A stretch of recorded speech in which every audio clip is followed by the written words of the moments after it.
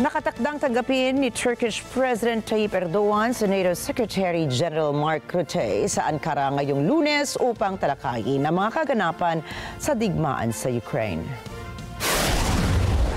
Kamakailan lamang ay inatake ng Moscow ang Ukraine gamit ang isang bagong hypersonic medium-range ballistic missile itong Huwebes bilang tugon po yan sa paggamit naman ng Kiev ng mga US at British missiles laban sa Russia.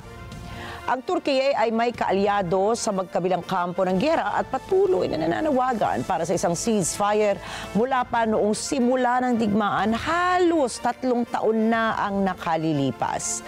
Gayunpaman, noong nakaraang linggo, binatikos ni President Erdogan ang desisyon ng US na payagan ng Ukraine na gumamit ng missile sa loob ng Russia na aniya ay lalo lamang magpapalala sa labanan.